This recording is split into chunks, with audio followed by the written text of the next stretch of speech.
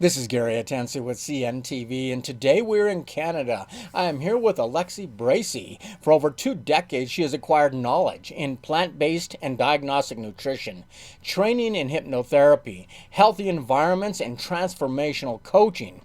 This passion for mental and emotional well-being began for her with a diagnosis that would really be life-changing.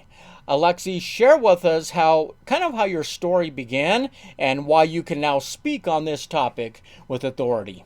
Well, when you get that phone call that's going to change your life, it changes your life.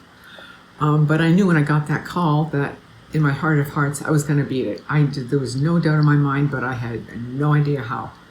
So, countless hours at bookstores and libraries, because the availability of the internet is not what it is today. I made some changes. I took off my traditional chef hat, put one on at the time, a raw food chef hat, because that was a really big item on the West Coast where I was living. And I made some lifestyle changes. And a year later, I was cancer-free without any medical intervention. So I'm a raw food chef now. What you knew in your heart basically came to be, which was that you would beat that, which is wonderful. I mean, your focus initially was helping those who have been given a life-changing diagnosis. You are now kind of shifting to inspiring leaders in our schools and our workplace. Has the current chaos in the world kind of led you to this shift, would you say? Oh, without a doubt, without a doubt. The world is a very angry place. People are angry not just outwardly, but they're really angry inwardly because they're not happy about X, Y, and Z. So we do really have to make a shift in order to save the planet, I guess you could say. And we're supposed to be in communities. We've drifted away from communities thanks to what happened a couple of years ago. But, small acts of kindness, of gratitude makes such a big difference because everybody is fighting some kind of journey. Something tragic, loss, grief. And so just to put a smile on somebody's face makes an incredible difference.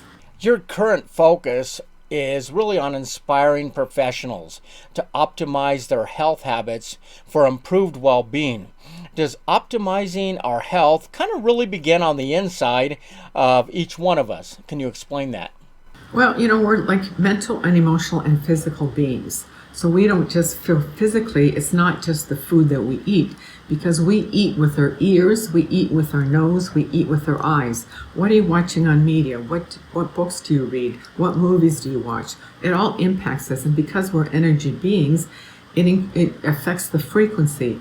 And when we're vibrating a lower frequency, we're candidates for disease. But also that mental, emotional instability, I don't feel good. Well, I'm not going to be good to him either because, just your mind just goes crazy thinking all these negative thoughts. It's not a good place to be.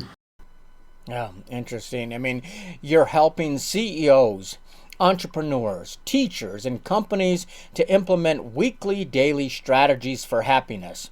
I mean, can you kind of give us an example of a strategy that maybe anyone could implement to kind of help them out? Well, like for example, when you get up in the morning, what's the first thing you think of? Oh, it's raining again. Oh, I have to take the car in for repairs. Oh, I had an argument with my son last night. No, think a positive thought. What act of kindness can you do for somebody? It could be a stranger. It could be your neighbor. Maybe you're going to make that special breakfast for your son. Maybe you're going to make some cookies and take them to the school guard crossing. Maybe you're going to pay it forward at the coffee shop. Just a little act of kindness that's not going to make a huge dent in your bank account, but it will certainly make a big difference in somebody mentally and emotionally. I believe that 100%. I have a grade school teacher that I follow on Facebook, and quite honestly, her daily acts of kindness, cooking things for people, just reaching out to people, she has affected so many people, not just the original kids that she taught, but really across the board, there are kids involved. I mean, managers and CEOs in business affect many people daily. Are there ways they can create a more joyful and positive work environment for their employees, would you say? Well, get a jar, and every time you say something negative, you have to put a dollar in there, and then you give it to charity. So really, people start paying attention. What can you do to go out of your way for somebody that's sitting in the cubicle beside you, just to give them a compliment? I suggested to people to send a card to somebody that you like, that has impacted you in some way in the workforce. It could be somebody that helped you with a project, that covered for you when you made a mistake, and just thank them for what it is. I send it out at nighttime because they get it first thing in the morning. This is an electronic card, and I have had people email me saying, "You made my day. It's the first email I read, and it just is so positive and inspiring." You can do that at work. You can leave an anonymous card in somebody's bench and saying, "I really like what you did," or "how you helped me," or just to put a little smile on your face. There's so many things that can be done like that. I know for myself, my guests are surprised that I read every single review they put out there for me. And honestly, you're absolutely right. I could be having a day where I feel things aren't going like they should be, and I read great words from people like yourself, and I'm like, this is why I do this, and I love getting up and doing that every day. Can management make a difference? I mean, simply by encouraging employees to be more kind and supportive of each other, would you say? Well, absolutely, because then you will be more self-confident, you will be more self-reliant, you will make better decisions, and then when you go home at the end of the day, you will be in a better frame of mind. And then, the trickle effect at home, you will treat your kids better rather than yelling at them and scolding them. You'll say, "Well, what can we do today as a family?" Or, "Would you like to go to the movies," or something. I mean, and then the kids are going to take it to school because the teacher will notice that they're in a better frame of mind and say, "Well, Johnny, you're so much friendlier today. What happened?" So it's just a trickle effect. It can start with the students, the parents work up to the work, and then it can go from work to the parents to the students. Interesting. I mean, we hear so much about culture in business today. What steps can leaders take to really foster a culture of gratitude and appreciation in their company? And are those steps the things that you would like to help them kind of create?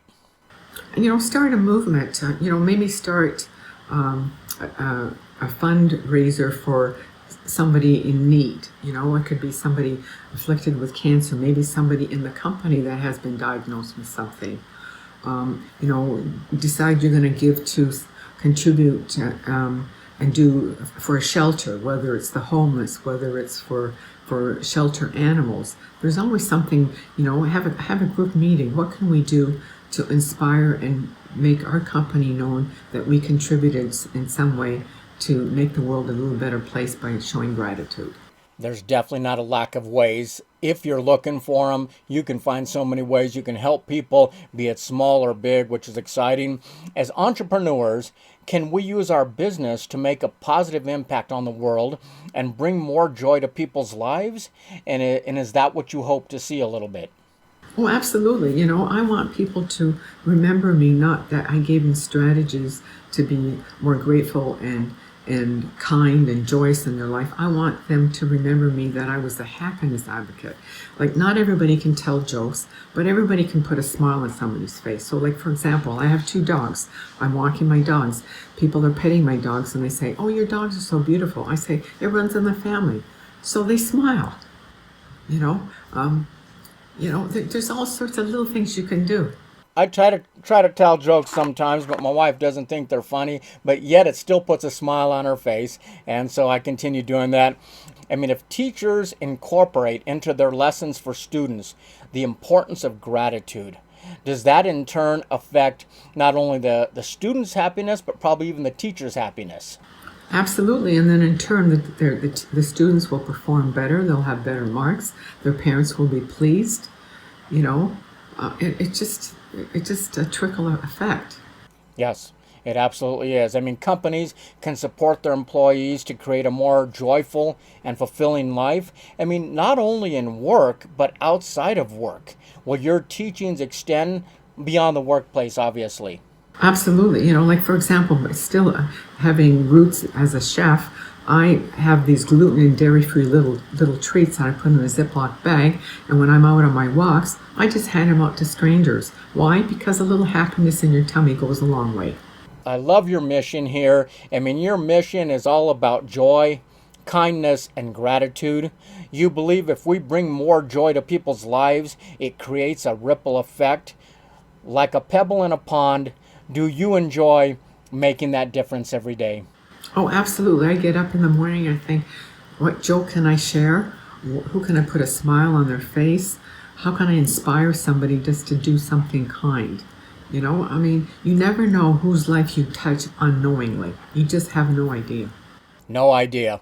I love the fact that we can interview you, and so many people are going to view this and watch it and really learn something right there. But the best way, viewers, is to reach out today. Her contact information is right there on the bottom of the screen. You can find her on LinkedIn and basically connect that way as well. I mean, if you're a business leader or a school teacher who wants to elevate the lives around you, definitely reach out today for a consultation. Once again, that is Alexi Bracey, providing daily happiness habits because happiness matters. This is Gary Atencio with CNTV, and if you don't know, now you know.